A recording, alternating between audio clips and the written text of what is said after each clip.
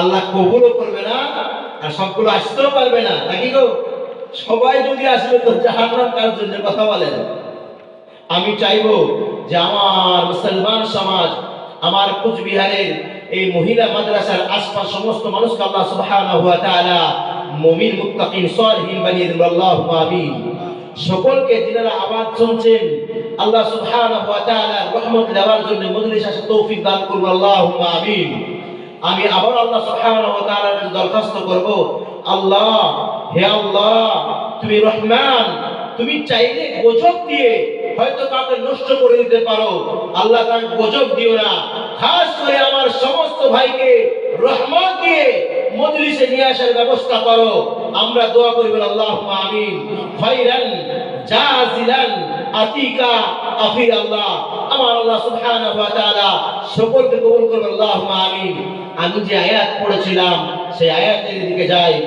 আমার আল্লাহ বললেন, আউযু বিল্লাহি মিনাশ শাইতানির রাজীম, বিসমিল্লাহির রহমানির রহিম, আম্মা ইয়াতাসালুনা আনিন নাবাইল আযীম আল্লাযী হুম ফীহি মুখতালিফুন।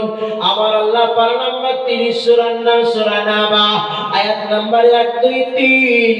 আমার আল্লাহ সুন্দর করে বলছেন, বান্দা শুনে রেখে দাও, জেনে রেখে দাও, চিৎকার করো না, জগৎটা ফেটে যাবে, রক্ত বেরিয়ে যাবে। সেই দিন ডাক্তার খুঁজে পাবে না, সেই দিন মামা করবে আম্মা জানকে পাবে না, সেই দিন আব্বা আব্বা করবে আব্বাকে খুঁজে পাবে না। সেই দিন তোমার একজন মানুষ থাকবে, বলে আদম থাকবে নি, বলে না না না, সেই দিন আদম থাকবে না। সেই দিন মুসা কালিমুল্লাহ থাকবে নি, বলে না না না, সেই দিন মুসা কালিমুল্লাহ থাকবে না। সেই দিন সাইয়্যিদিনা, যেই দিন সাইয়্যিদিনা ওয়া শাহাদানা ওয়া হাবিবানা ওয়া হাবিবে কিবরিয়া মুহাম্মাদুর রাসূলুল্লাহ সাল্লাল্লাহু আলাইহি ওয়াসাল্লাম সেই দিন মাকামে মাহমুদায় সিজদায় করবেন। শুধু উম্মতের জন্য ভাববেন, উম্মতের ওই সেই কুচবিহার জেলা মাদ্রাসার পাশের মুমিন বান্দাগুলো মসজিদুল সাহেবের কথা শুনে মজলিস আসে নাই, আল্লাহ বলেন তাও ধ্বংস করে নাও। বলে রাআইতুল জান্নাহ ওয়া কাল্লামা সুত্তুল কালমা, আউয়াল মুআজ্জিল আযান সুত্তুল হুজুর, যখন মুআজ্জিরা কানে আযান শুনে নিবে, রাআইতুল মসজিদ, মসজিদে যাবে, ওয়া আরসালতুহুস সালাহ, এবং তারা নামাজ পড়ে নিবে, 2,88,00,000 বছর জাহান্নাম থেকে বেঁচে যাবে। জোরে বলেন। কিন্তু আমি একজনকে জিজ্ঞাসা করলাম, ভাই আপনাদের এখানে পশ্চিম কোন দিকে? 16 বছর বয়স। কত বছর বললাম? পশ্চিম জানি না। কি বললে উত্তরে আসলো? পশ্চিম। আর একজনকে জিজ্ঞাসা করলাম, আম্মুজান পশ্চিম কোন দিকে? উনিও বলছেন জানি না। আফসোস, পশ্চিম জানে না। এইরকমই আমার ভাই আছেন। সেই দিন চোখ দুটো ফেটে যাবে, রক্ত বেরিয়ে যাবে, মামা তোর বাবা কাজে আসবে না। সেই দিন তোমার চোখগুলো ফেটে যাবে, রক্ত বেরিয়ে যাবে, মা কাজে, কথা বলেন, মা কাজে আসবে না। তাই আমার সেই রবের প্রতি যে রব মুর্শিদাবাদ জেলা থেকে নিয়ে আসার পরে কুচবিহার দিনহাটার যে মহিলা মাদ্রাসায় নিয়ে এসেছেন, সেই রবের শুকরিয়া আদায় করি। সকলে বলি আলহামদুলিল্লাহ।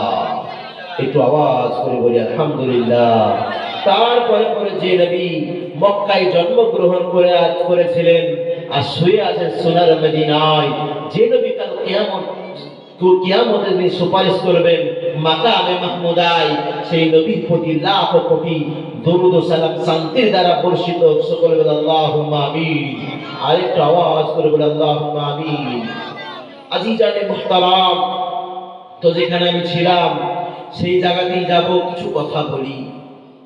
আপনাদের মা আছে গো, যাদের মা নাই তা তো নাই, আর যাদের মা আছে তারা একটু মায়ের কদর করুন। যাদের দাঁত আছে দাঁতের যত্ন নিন।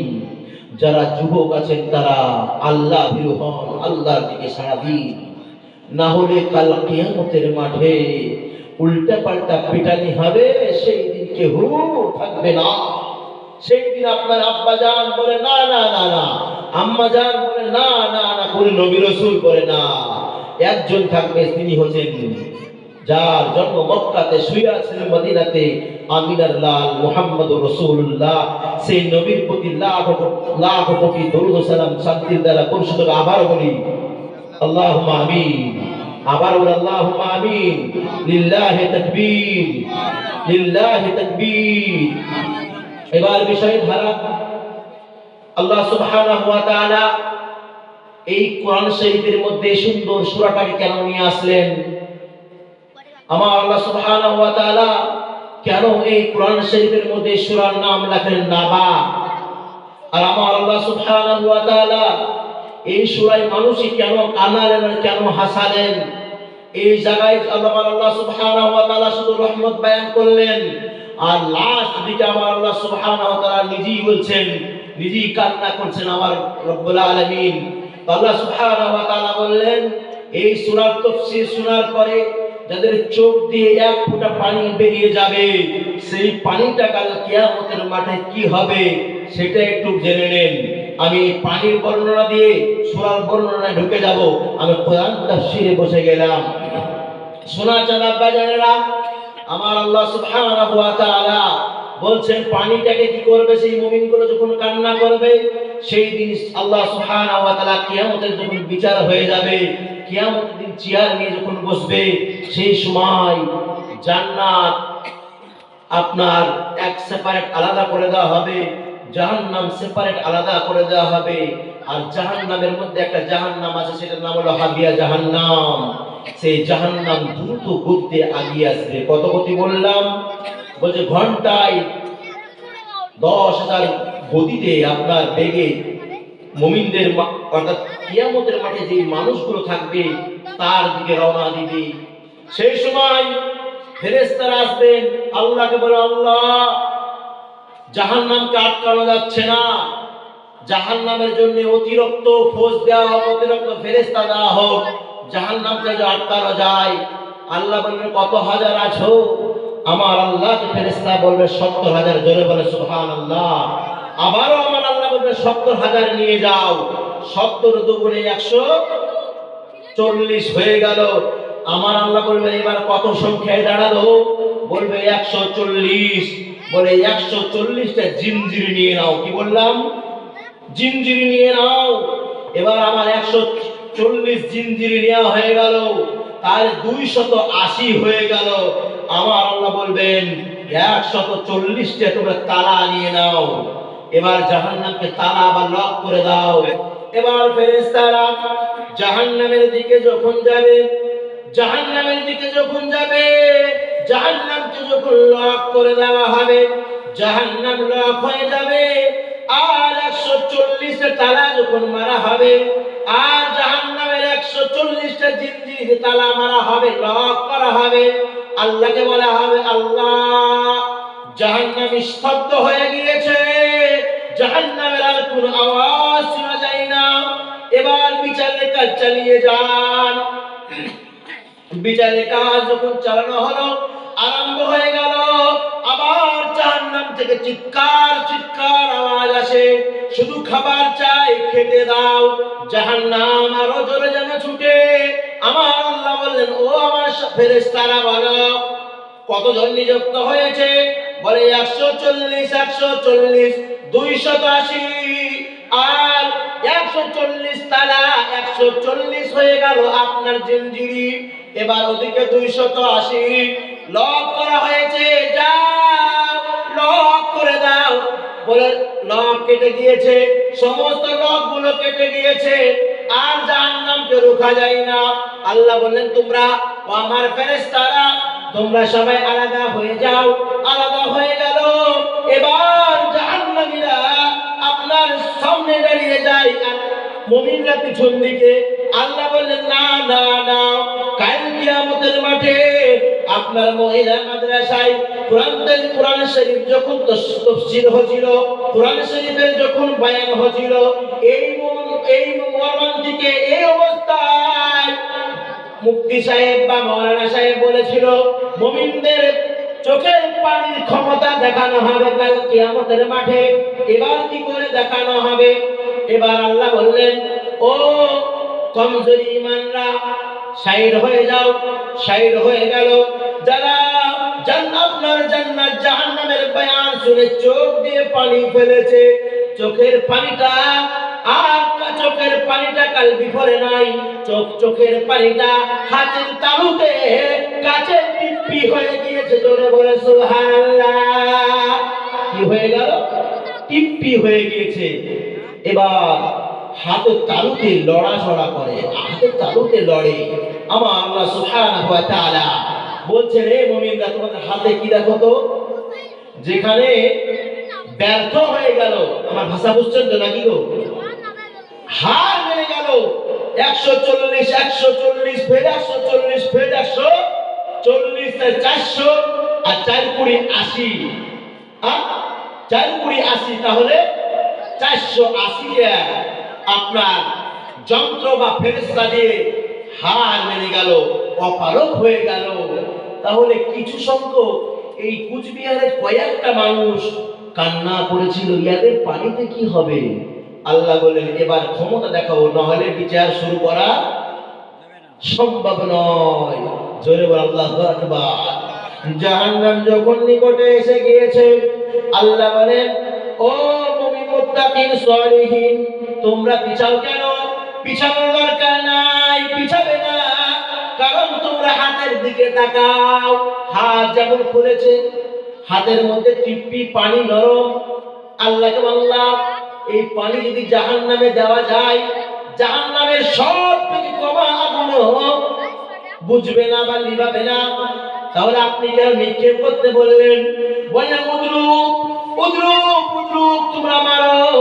এবার মুমিনরা আপনার যেমন মক্কাতুল মুকাররমায় আপনার শয়তানকে পাথর মারা হয়, ওইরকম আপনার পানি ছুটতে শুরু করলো, আর চোখের পানিতে জাহান্নামের আগুনগুলো সব নিভে বন্ধ হয়ে গেল। জোরে বলে সুবহানাল্লাহ।